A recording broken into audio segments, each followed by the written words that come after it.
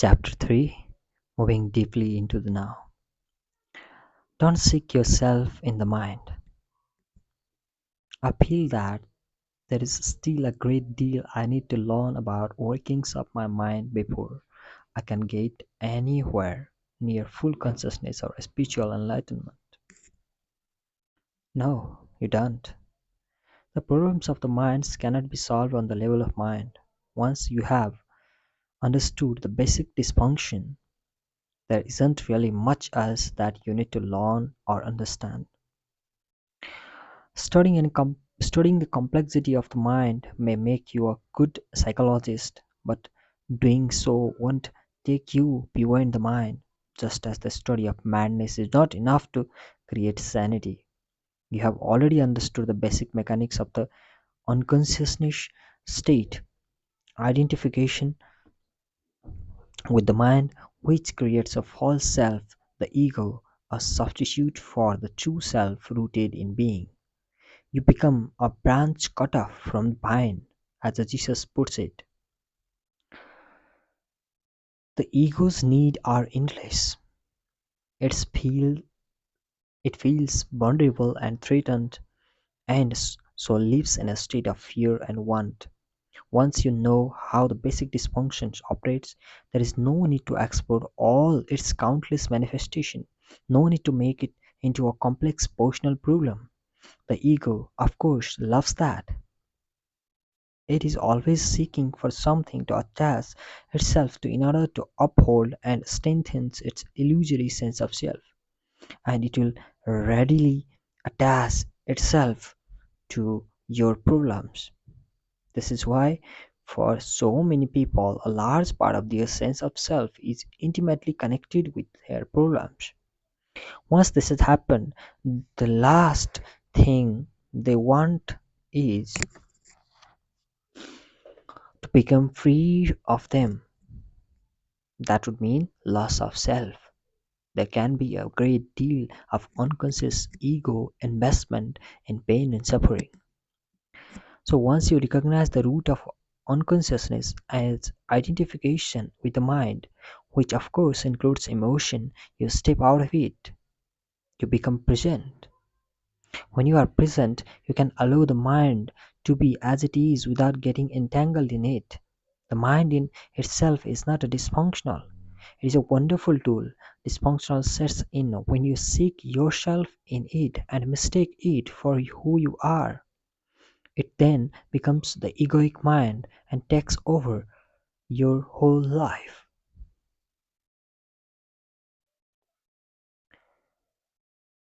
End the delusion of time.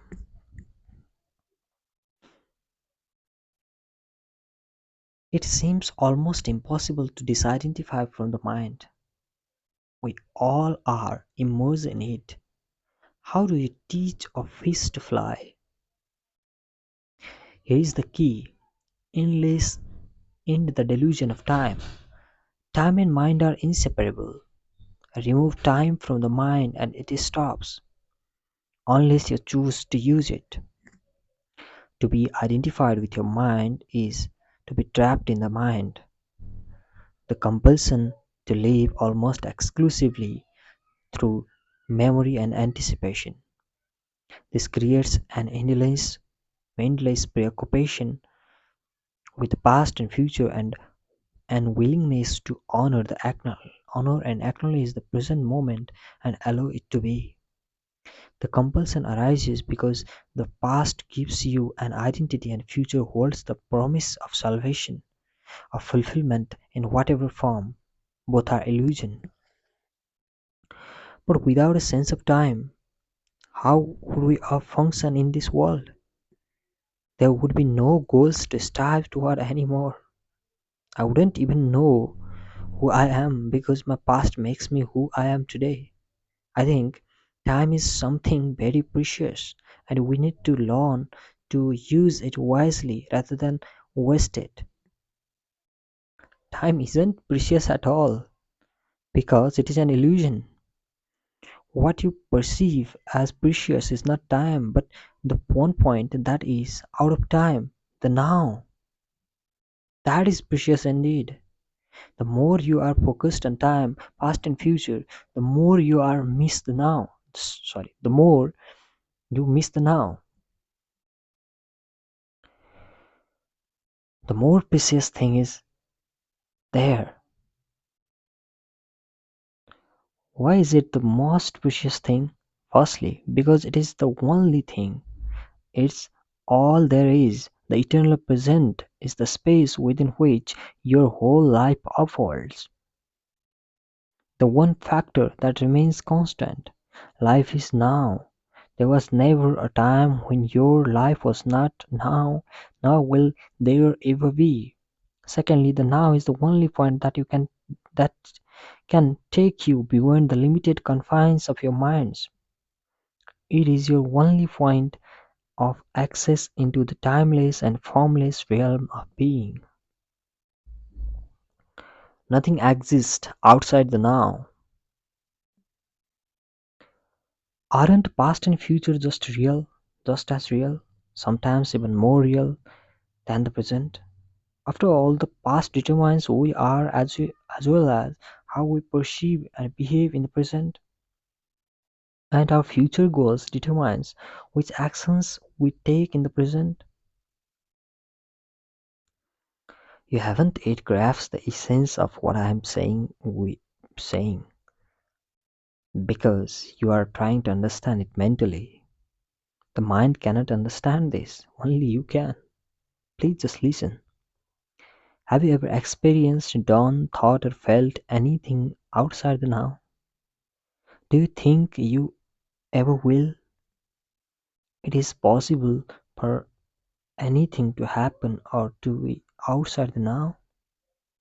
The answer is obvious, is it not? Nothing ever happened in the past. It is happened in the now. Nothing ever will happen in the future. It will happen in the now. What you think of as the past is memory trace stored in the mind of a former now. When you remember the past, you reactivate a memory trace, and you do so now. The future is an imagined now, a projection of mind. When the future outcomes, when the future comes, it comes as the now. When you think about the future, you do it now. Past and future obviously have no reality of their own, just as the moon has no light of its own, but can only reflect the light of sun. So are the past and future, only pale reflection of the light, power, and reality of the eternal present. Their reality is borrowed from the now.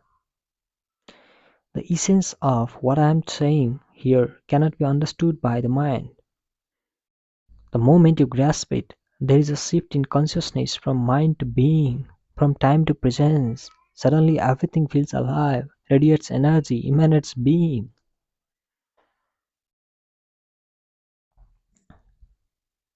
The key to the spiritual dimension.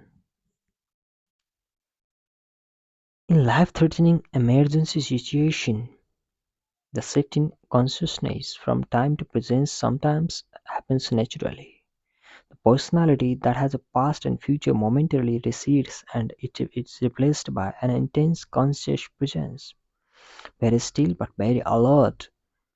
At the same time, whatever response is needed then arises out of that state of the consciousness. The reason why some people love to engage in dangerous activities such as mountain climbing, car racing, and so on, although they may not be aware of it, it is that it forces them into the now, that intensely alive state that is free of time, free of problems, free of thinking, free of burden of the personality. Slipping away from the present moment even for a second may mean death. Unfortunately, they come to depend on the particular activity to be in that state. But you don't need to climb North Face or the Eiger. You can enter that state now. Since ancient time, spiritual masters of the tradition have pointed to the now as the key to spiritual dimension. Despite this, it seems to have remained a secret. It is certainly not taught in the churches and temples. If you go to a church, you may hear reading from the Gospels such as "Take no thoughts for the morrow shall take thoughts for itself," or "Nobody who puts his hand to the plow and looks back is fit for the kingdom of God." Or you might hear the passage about beautiful flowers that are not anxious about tomorrow, but live with ease in the timeless now and are provided for abundantly by God. The depth and radical nature of these teachings are not recognized. No one seems to realize that they are meant to be lived and so bring about the profound inner transformation.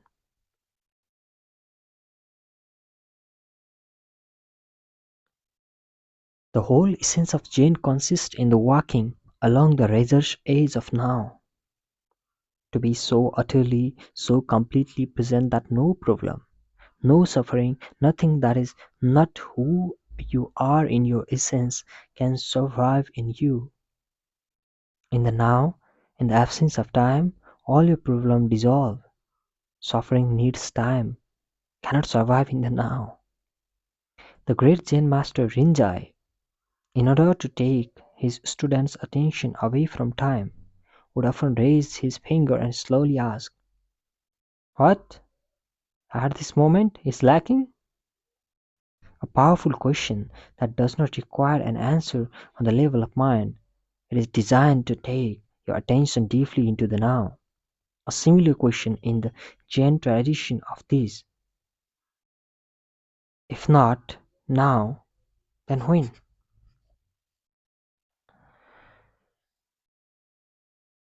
The now is also central to the teachings of Sufism, the mystical branch of Islam. Sufis have a saying, "The Sufi is the son of time present," and Rumi, the great poet and the teacher of Sufism, declares, "Past and future veils God from our sight, born of both of them with fire." Mr. Eckhart, the 13th century spiritual teacher, summed it all up beautifully.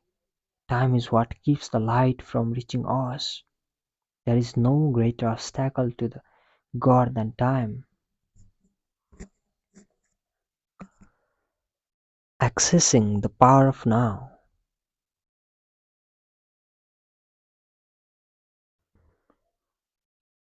A moment ago, when you talked about the eternal present and the unreality of the past and future, I found myself looking at that tree outside the window.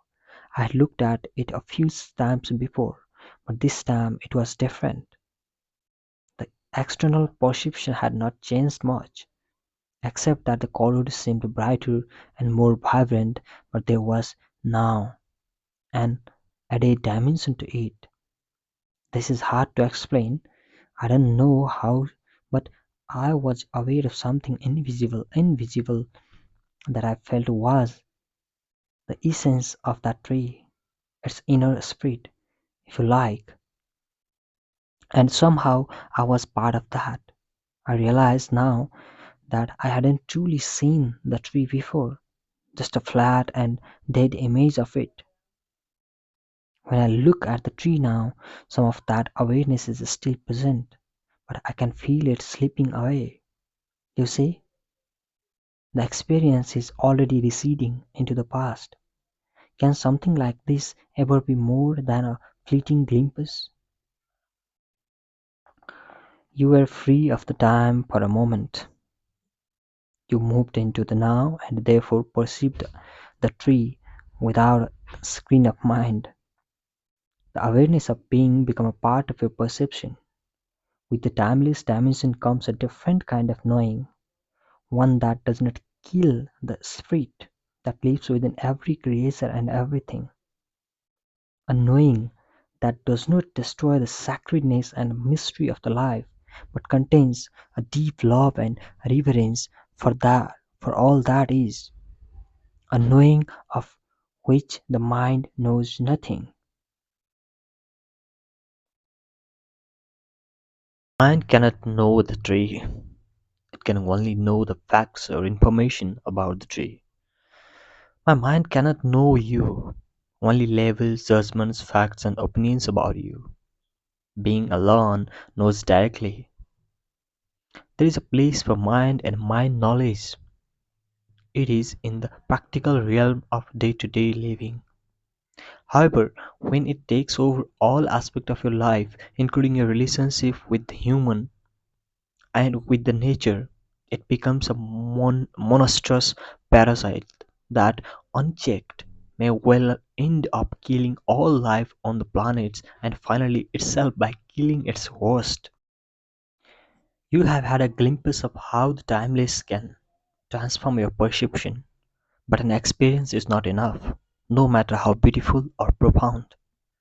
What is needed and what we are concerned with a permanent shift in consciousness.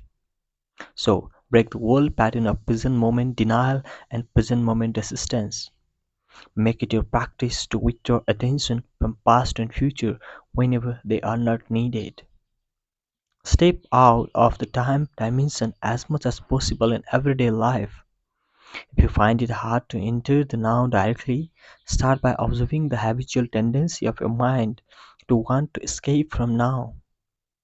You will observe that the future is usually imagined as either better or worse than present. If the imagined future is better, it gives you hope or pleasurable anticipation. If it is worse, it creates anxiety. Both are illusory. Through self-observation, more presence come into your life automatically. The moment you realize you are not present, you are present. Whenever you are able to observe your mind, you are no longer trapped in it.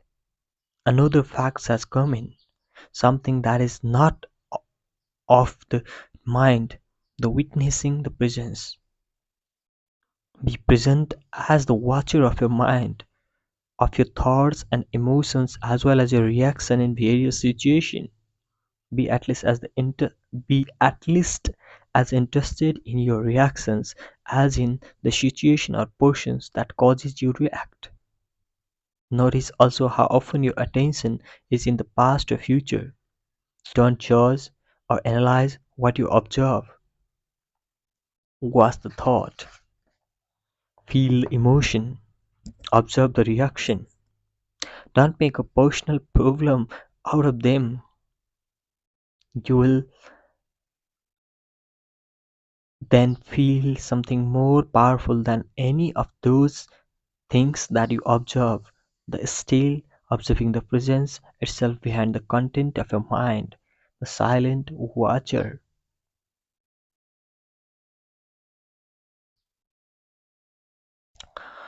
Intense presence is needed when certain situations trigger a reaction with a strong emotion charge, such as when your self-image is threatened, a challenge comes into your life that triggers fear, things go wrong, or an emotional complex from the past is brought up.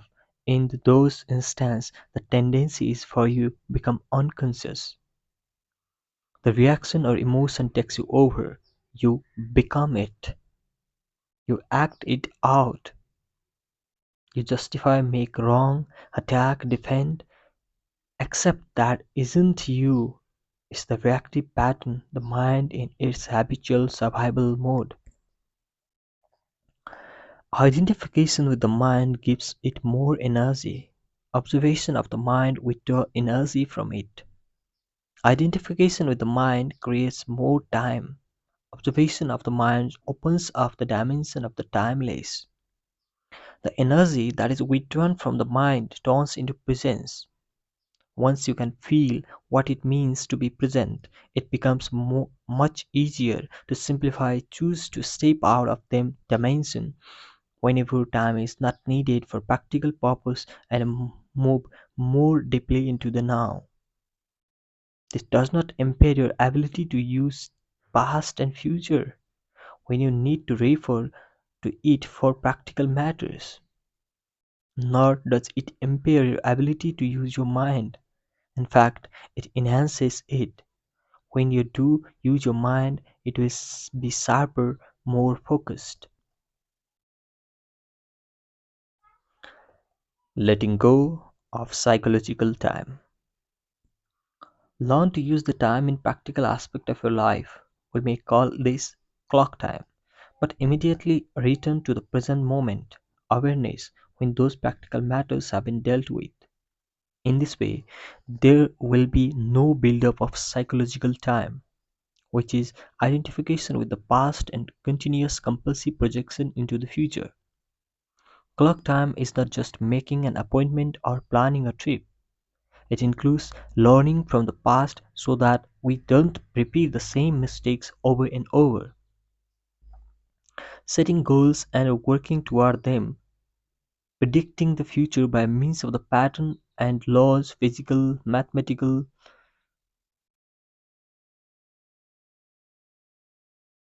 and so on, learn from the past and taking appropriate action on the basis of our prediction. But even here, within the sphere of the practical living, where we can not do without reference to the past and future, the present moment remains essential factor. Any lessons from the past becomes relevant and is applied now. Any planning as well as working toward achieving a particular goal is done now. The enlightened person's main focus of attention is always the now, but they are still peripherally aware of time. In other words, they continue to use clock time but are free of the psychological time. Be alert as you practice this so that you do not unwittingly transform clock time into the psychological time. For example, if you made a mistake in the past and learn from it now, you are using clock time. On the other hand, if you dwell on it mentally and self-criticism, remorse, or guilt come up, then you are making the mistake into me and mine. You make it the part of your sense of self, and it has become psychological time, which is always linked to a false sense of identity. Non forgiveness necessarily implies a heavy burden of psychological time. If you set yourself a goal and work toward it, you are using clock time. You are aware of where you want to go, but you honor and give your fullest attention to the step that you are taking at this moment. If you then become excessively focused on goal, perhaps because you are seeking happiness, fulfillment, or a more complete sense of self in it, the now is no longer honored. It becomes reduced to a mere stepping stone to the future, which is with no intrinsic value. Clock time then turns into psychological time. Your life's journey is no longer an adventure, just an obsessive need to arrive, to attain, to make it. You no longer see or smell the flowers by the wayside either, nor are you aware of the beauty and the miracle of life that unfolds all around you when you are present in the now. Question. I can see the supreme importance of the now, but I cannot quite go along with you when you say that time is a complete illusion. When I say time is an illusion, my intention is not to make a philosophical statement. I'm just reminding you a simple fact, a fact so obvious that you may find it hard to grasp and may even find it meaningless. But once fully recognized, it can cut like a sword through all mind created layers of complexity and problems. Let me say it again. The present moment is all you ever have.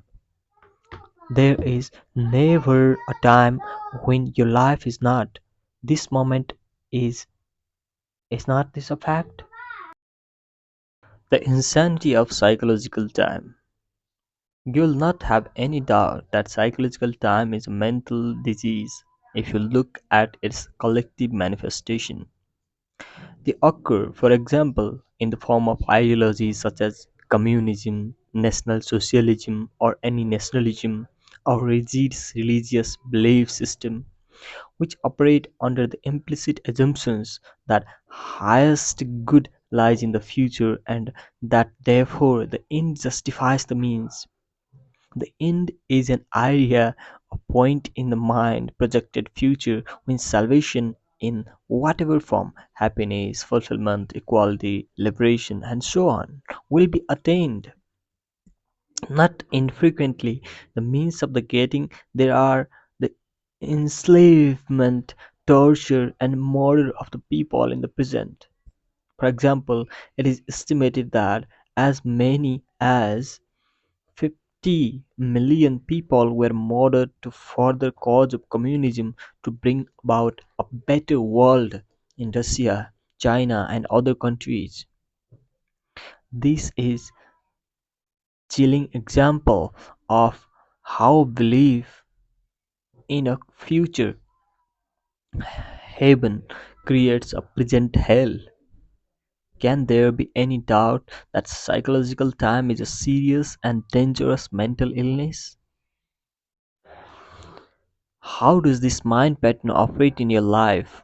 Are you always trying to get somewhere other than where you are? Is most of your doing just a means of an end?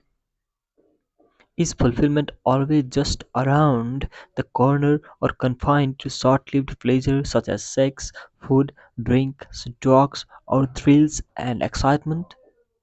Are you always focused on becoming, achieving, and attaining, or alternatively chasing some new thrill or pleasure?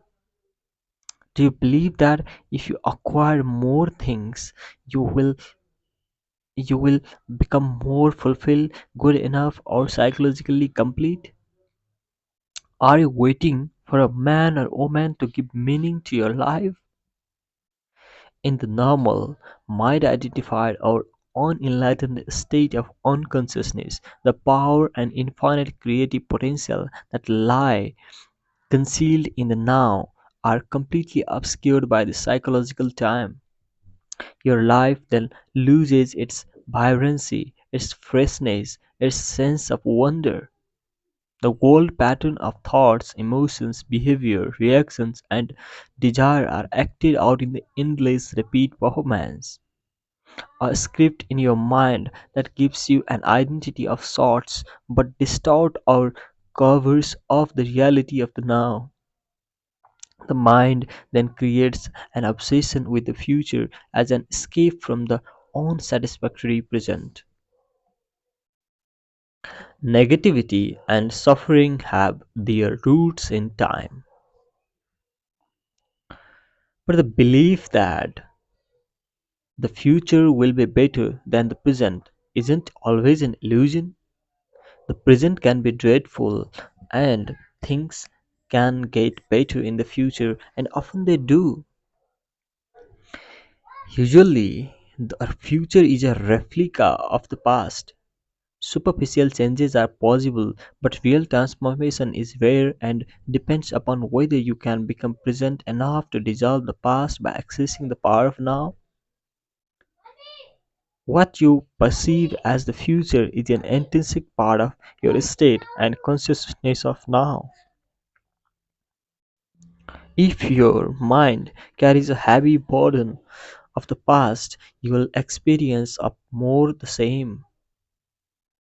The past perpetuates itself through lack of presence. The quality of your consciousness at this moment is what shapes the future, which of course can only be experienced as the now. You may win $10 million, but that kind of change is no more than skin deep. You would simply continue to act out the same conditioned pattern in more luxurious surroundings. Humans have learned to split the atom. Instead of killing 10 or 20 people with a wooden club, one person can now kill a million just by pushing a button. Is that real change? If It is the quality of your consciousness at this moment that determines the future. Then what is it that determines the quality of your consciousness? Your degree of presence. So, the only place where true change can occur and where the past can be dissolved is the now. All negativity is caused by an accumulation of psychological time and denial of the present. Unease, anxiety, tension, stress, worry, all forms of fear are caused by too much future and not enough presence. Guilt, regret, resentment, grievance, sadness, bitterness, and all form of non-forgiveness are caused by too much past and not enough presence. Most people find it difficult to believe that a state of consciousness totally free of all negativity is possible, and yet this is the liberated state to which all spiritual teachings point. It is the promise of salvation not in an illusory future but right here and now. You may find it hard to recognize that time is the cause of your suffering, of your the problems. You believe that they are caused by specific situations in your life and a seen form of a conventional viewpoint. This is true. But until you have dealt with the basic problems making dysfunction of the mind, its attachment to the past and future and denial of the now, problems are actually interchangeable. If all of your problems or perceived cause of suffering or unhappiness were miraculously removed for you today, but you had not become more present, more conscious, you would soon find yourself with a similar set of problems or causes of suffering, like a shadow that follows you wherever you go. Ultimately, there is only one problem: the time bound mind itself. I cannot believe that I could ever reach a point where I am completely free of my problems. You are right. You can never reach that point because you are at the point of now. You are at the point now. There is no salvation in time. You cannot be free in the future. Presence is the key to freedom. So you can only be free now. Finding the life underneath your life situation. I don't see how I can be free now. As it happens, I am extremely unhappy with my life at the moment. This is a fact, and I would be deluding myself if I tried to convince myself that all is well when it definitely isn't. To me, the present moment is very unhappy. It is not liberating at all. What keeps me going is hope or possibly possibility of some improvement in the future. You think that your attention is in the present moment when it's actually taken up by completely by time. You cannot be both unhappy and fully present in the now. What you refer to as your life should more accurately be called your life situation. It is a psychological time. Past and future, certain things in the past didn't go away you wanted them go. Certain things in the past didn't go where you wanted them go. You are still resisting what happened in the past, and now you are resisting what is. Hope is what keeps you going, but hope keeps you focused on the future, and this continued focus perpetuates your denial of your now and therefore your unhappiness.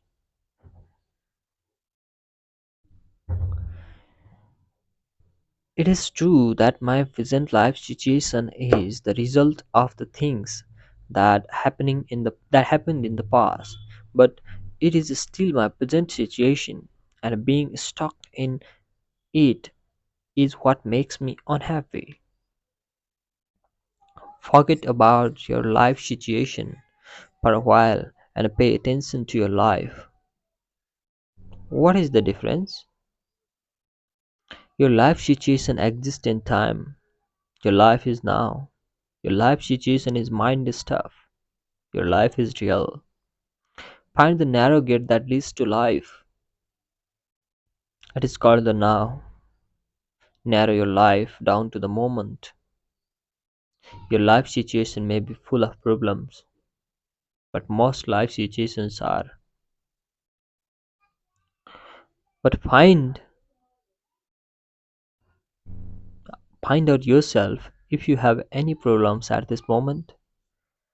Not tomorrow or not in 10 minutes, but now. Do you have a problem now?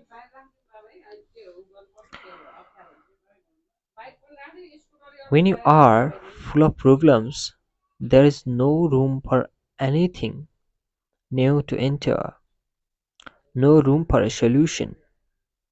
When you are full of problems, there is no room for anything new to enter, no room for solution. So, whenever you can make some room, create some space, some so that you find the life underneath your life situation.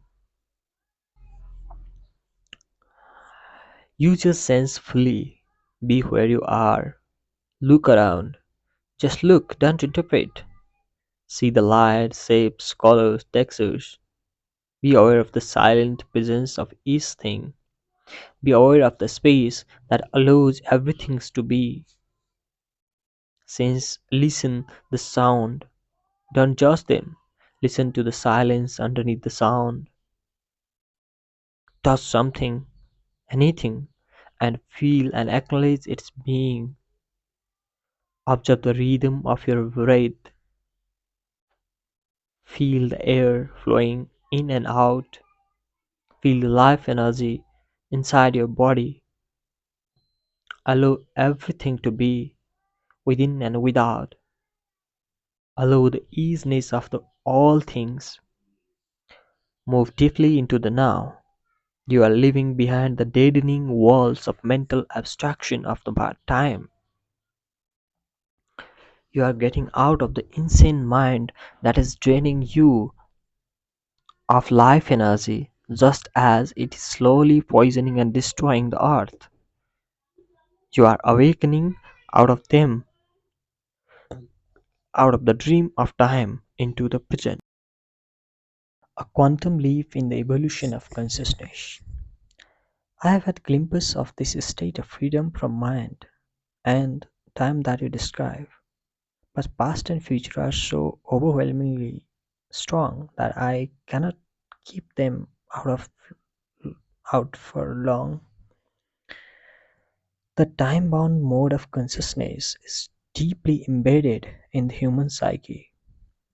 But what we are doing here is a part of a profound transformation that is taking place in the collective consciousness of the planet and beyond. The awakening of consciousness from the dream of matter, form, and separation. The ending of time. We are breaking mind patterns that have dominated human life for eons. Mind patterns that have created unimaginable suffering on a vast scale. I'm not using the word evil, it is more helpful to call it unconsciousness or insanity. This breaking up of the world mode of consciousness, or rather unconsciousness, is it something we have to do or will it happen anyway? I mean, is this change inevitable? That's a question of perspective. The doing and the happening is in the fact a single process. Because you are one with the totality of consciousness, you cannot separate the two. But there is no absolute guarantee that human will make it. The process isn't inevitable or automatic. Your cooperation is essential part of it. However you look at it, It is a quantum leap in the evolution of consciousness, as well as our only chance of survival as a race. All problems are illusion of mind. It feels as if a happy burden has been lifted, a sense of lightness, a feel clear. But my problems are still there waiting for me, aren't they? They haven't been solved. I am I not just temporarily evading them? If you found yourself in paradise, it wouldn't be long before your mind would say yes, but ultimately, this is not about solving your problems. It's about realizing that there is no problems, only situations to be dealt with now, or to be left alone and accepted as the part of easiness of present moment until they change or can be dealt with. Problems are mind made and need time to survive. They cannot survive in the actuality of now. Focus your attention on the now and tell me what problems you have at this moment. I'm not getting any answer because it is impossible to have a problem when your attention is fully in the now. A situation that needs to be either dealt with or accepted. Yes. Why make it into the problem? Why make anything into a problem? Isn't life changing enough as it is? What do you need problem for? The mind unconsciously loves problems because they give an identity of sorts. This is normal and it is insane. Problem means that you are dwelling in a situation mentally without there being a true intention or possibility of taking action now, and that you are unconsciously making it a part of your sense of self. You become so overwhelmed by your life situation that you lose your sense of self of being, or you are carrying in your mind the insane burden of 100 things that you will or may have to do in the future instead of focusing your attention on the one thing that you can do now. When you create a problem, you create pain. All it takes is a simple choice, a simple decision. No matter what happens, I'll create no more pain for myself. I'll create no more problems. Although it is a simple choice, it's also very radical. You won't make that choice unless you are truly fed up with suffering, unless you have truly had enough, and you won't be able to go through with it unless you access the power of now. If you create no more pain for yourself, then you create no more pain for others. You also no longer contaminate the beautiful earth, your inner space, and the collective human psyche with the negativity of problems making.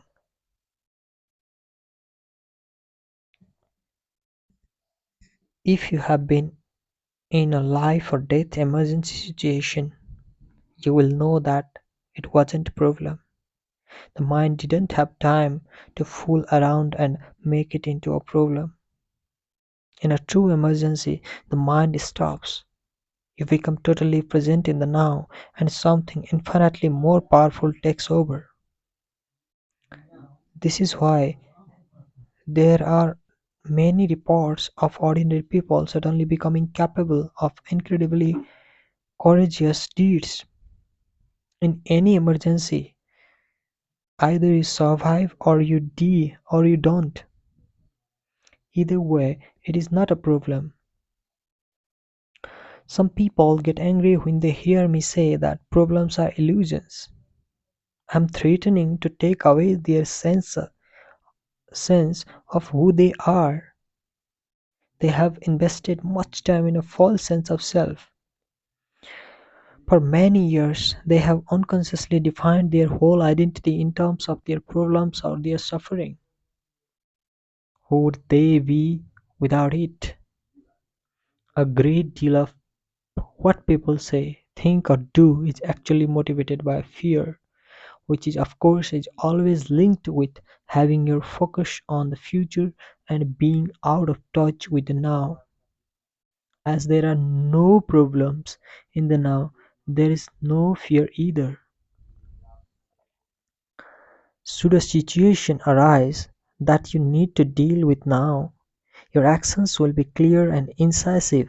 If it arises out of the present moment awareness, it is also more likely to be effective. It will not be a reaction coming from the past conditioning of your mind, but an intuitive response to the situation. In other instance, when the time-bound mind would have reacted, you will find it more effective to do nothing, just stay centered in the now. The joy of being. To alert you that you have allowed yourself to be taken over by psychological time, you can use a simple criterion. Ask yourself, is there joy, ease, and lightness in what I am doing? If there isn't, then time is covering up the present moment, and life is perceived as a burden or a struggle. If there is no joy, ease, or lightness in what you are doing, it does not necessarily mean that you need to change what you are doing. It may be sufficient to change the how. How is always important, more important than what. See, if you can give much more attention to doing than to the result that you want to achieve through it, give your fullest attention to whatever the moment presents. This implies that you also completely accept what is, because you cannot give your full attention to something and at the same time resist it. As soon as you honor the present moment, all unhappiness and struggle dissolve, and life begins to flow with the joy and ease. When you act out present moment awareness, whatever you do becomes imbued with sense of quality, care and love, even the most simple action. So do not be concerned with the fruit of your action. Just give attention to the actions itself. The fruit will come of its own accord. This is a powerful spiritual practice. In the Bhagavad Gita, one of the oldest and most beautiful spiritual teaching in existence, non-attachment to the fruit of your action is called Karma Yoga. It is described as the path of consecrated action. When you when the compulsive striving away from the now ceases, the joy of being flows into everything you do.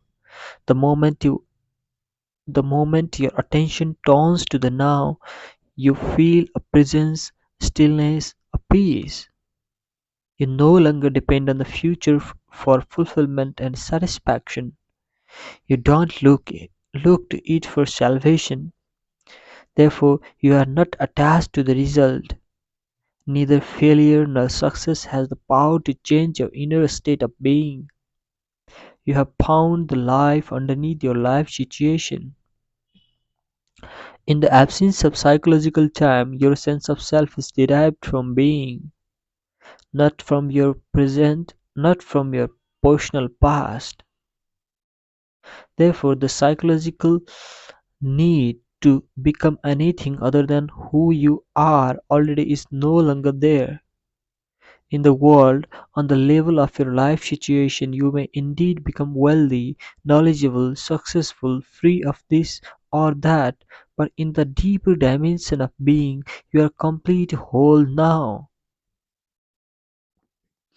Question: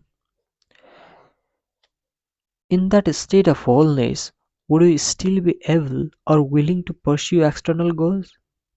Of course, you will not have illusionary expectation that anything or anybody in the future will save you or make you happy. As far as your life situation is concerned, there may be things to be attained or acquired. That's the world of form, of gain and loss. Yet on a deeper level, you are already complete. And when you realize that, there is playful, joyful energy behind what you do.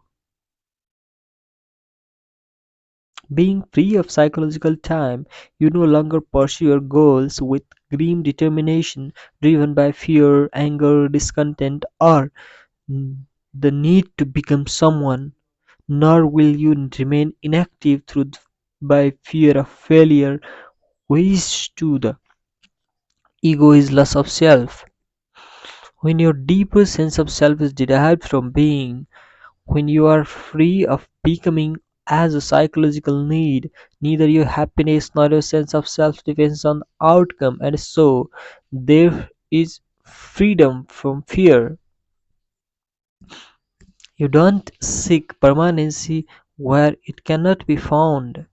In the world of form, of gain and loss, birth and death, you don't demand that situation, condition, places, or people should make you happy and then suffer when they don't live to up your expectation.